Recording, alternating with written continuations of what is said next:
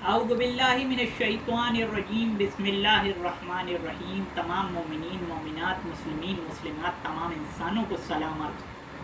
سامعین گرامی، جیسے ہی ایام محرم کی ابتدا ہوتی ہے اور چاند نمودار ہونے کو ہوتا ہے، وہ مولوی کہ جو میلاد منانے کو بھی بدعت کہتے ہیں، ہیپی نیو ایئر کے میسیجز اپنے مقتدیوں سے کروانا شروع کر دیتے ہیں۔ دل میں ہیبت آ جاتی ہے ان کے محرم کے چاند سے۔ تو سامعین گرامی، انہی مولویوں کے طرف سے ایک شوشہ چھوڑا جاتا ہے کہ محرم میں تو شادیاں ہوئی ہیں، نکاح ہوئے ہیں، صحابہ کرام کے نکاح ہوئے ہیں، اور محرم میں شادی کرنا کوئی بری بات تو نہیں ہے۔ تو سامعین گرامی، پہلے آپ یہ ویڈیو سنیے کہ حضرت کیا کہتے ہیں۔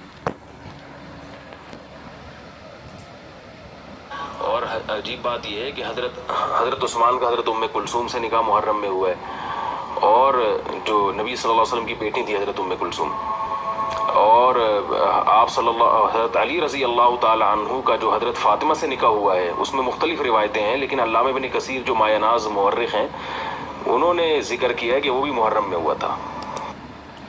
تو سامعین گرامی، حضرت کہہ رہے ہیں کہ عجیب بات یہ ہے کہ حضرت ام کلثوم رضی اللہ تعالی عنہ کا جو نکاح حضرت عثمان رضی اللہ تعالی عنہ سے ہے، وہ محرم میں ہوا تھا۔ تو ہم آپ کو دو دیوبند، کیونکہ حضرت دیوبندی ہیں، تو ہم آپ کو دو دیوبندی کتابوں سے دکھاتے ہیں کہ حضرت عثمان رضی اللہ تعالیٰ عنہ کا حضرت ام کلثوم رضی اللہ تعالیٰ عنہ سے نکاح کب ہوا تھا۔ تو سامعین گرامی، میرے پاس پہلے نمبر پہ یہ کتاب ہے اہل بیت کی پاکیزہ زندگی، اس کے لکھنے والے ضیاء الرحمن فاروقی شہید، اور کون حضرت مولانا دوست محمد قریشی۔ یہ بہت بڑے مناظر تھے اہل سنت کے دیوبند کے۔ سامعین گرامی، بغیر کسی تاخیر کے ہم آپ کو دکھاتے ہیں کہ حضرت عثمان کے نکاح پر، یہ صفحہ نمبر 160۔ مولوی صاحب، آپ ذرا سا پڑھنے کا شوق پیدا کریں، سستی سی کتابیں مل جائے گی آپ کے مرکز کی طرف ہے۔ سیدنا عثمان رضی اللہ تعالیٰ عنہ کی شادی ام کلثوم سے ربیع الاول 3 ہجری میں ہوئی، اور جمادی الاخرہ یا جمادی الاخرہ میں رخصتی ہوئی۔ تو سمجھے کوئی کہ رخصتی کے بارے میں ربیع الاول، رخصتی جمادی الثانی میں ہوئی اور نکاح ربیع الاول میں ہوا۔ کہاں ہوا؟ محرم میں بھائی۔ ایک اور دیوبندی بزرگ کی کتاب سے ہم آپ کو دکھاتے ہیں۔ سامعین گرامی، یہ کتاب ہے گلدستہ اہل بیت۔ اس کتاب میں جب ہم حضرت عثمان رضی اللہ تعالی عنہ کی شادی کے بارے میں دریافت کرتے ہیں کہ حضرت عثمان رضی اللہ تعالی عنہ کی شادی کب ہوئی، تو سامعین گرامی، گلدستہ اہل بیت صفحہ نمبر 167، یہ بغیر کسی تاریخ کے، تاریخ نکاح کے سلسلے میں علماء نے لکھا، شیعوں نے نہیں لکھا، کہ حضرت ام کلثوم سے حضرت عثمان کا نکاح ربیع الاول میں ہوا۔ محرم کے غم کی اتنی تکلیف ہے کہ اس نے لوگوں کے، بلکہ صحابہ کرام کے نکاحوں کی ڈیٹ چینج کر دی ہے۔ سامعین گرامی، حضرت علی علیہ السلام کا فاطمہ زہرا سلام اللہ علیہا سے بھی یہ کہہ رہے ہیں کہ نکاح محرم میں ہوا۔ ہم انہی دونوں کتابوں سے آپ کو دکھائیں گے کہ حضرت علی علیہ السلام کا نکاح بھی، کہہ رہے کہ بہت مختلف روایت ہے، مگر اس کے بارے میں عثمان رضی اللہ تعالیٰ عنہ کے بارے میں مختلف روایت نہیں، دل ٹھوک کے کہا تھا نہیں محرم میں ہوا۔ تو ہم آپ کو دکھاتے ہیں کہ مولا علی علیہ السلام کا نکاح بھی ان دونوں کتابوں میں کس، یہ گلدستہ اہل بیت اور یہ جناب فاطمہ زہرا سلام اللہ علیہا کا جو ہے وہ باب شروع ہو جاتا ہے، اور نکاح کے بارے میں کیا کہا جاتا ہے۔ نکاح کے بارے میں اگلے صفحے میں ہے۔ واضح رہے کہ حضرت علی جب رسول صلی اللہ علیہ وسلم کے پاس حضرت فاطمہ کا نکاح طلب کرنے کے لیے حاضر تھے، تو اچھا، تو اس سے پہلے یہ نکاح غزوہ بدر کے بعد رمضان شریف میں ہوا. سامعین گرامی، اس آدمی نے محرم کے غم کو ٹالنے کے لیے صحابہ کرام کی نکاحوں کی ڈیٹ بدل دی. چلیں یہ ایک ہے نا، ایک روایت ہے. انہوں نے تو ابن کثیر سے نہیں لیا ہے، مگر آپ کو ابن کثیری سے لینا ہے، کیونکہ ابن کثیر جو ہیں وہ کہہ رہے ہیں کہ محرم میں ہوا. تو سامعین گرامی کیا اتفاق کی بات ہے، یہی والی دوسری کتاب دوست محمد قریشی صاحب کی، ان کی کتاب میں بی بی پاک سلام اللہ علیہا کا نکاح جو ہے مولا علی علیہ السلام سے کب ہے ہم آپ کو دکھاتے ہیں. صفحہ نمبر 166. ماہ رجب 2 ہجری میں سیدہ فاطمہ زہرا کا نکاح ہوا. رجب میں کہہ رہا ہے ایک آدمی رمضان میں کہہ رہا ہے، محرم تو دیکھا ہی نہیں.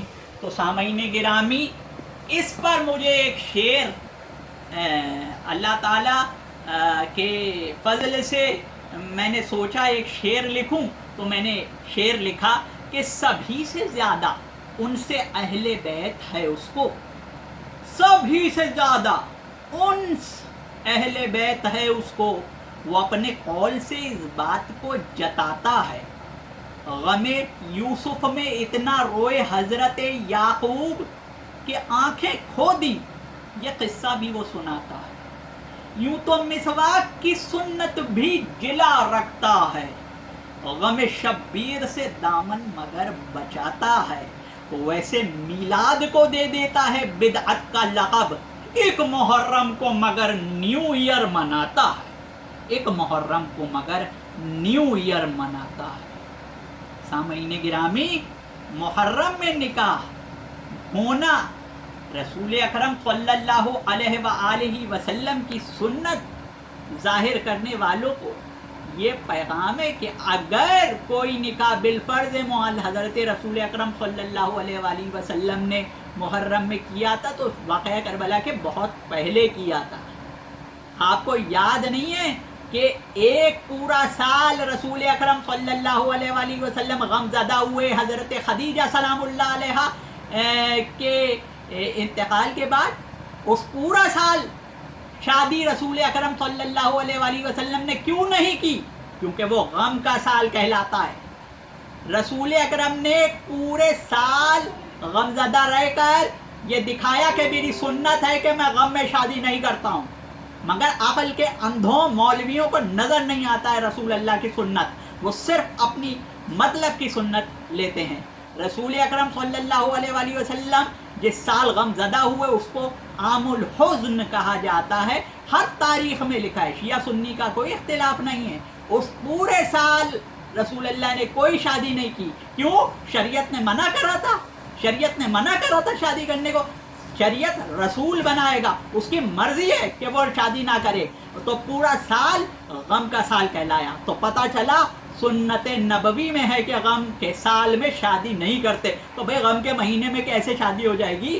سب سے پہلی بات. دوسری بات یہ بھی سمجھ لیں آپ کہ وہ جو حدیث بتائی جاتی ہے کہ 3 دن سے زیادہ سوگ نہ مناؤ، تو یہ حدیث تو پوری سن لیجیا کرے، پڑھ لیا کریں. وہ حدیث یہ ہے کہ کسی عورت کے لیے یہ جائز نہیں ہے. تو جو مولوی محرم میں شادی کرنے کو رواج بنانا چاہتے ہیں وہ عورت ہیں کیا؟ یہ تو عورتوں کے بارے میں رسول اللہ صلی اللہ علیہ وآلہ وسلم فرما رہے. کسی عورت کے لیے یہ جائز نہیں ہے کہ وہ اپنے شوہر کے علاوہ کسی کے لیے 3 دن سے زیادہ سوگ منائے. اب وہ کون سا سوگ ہے؟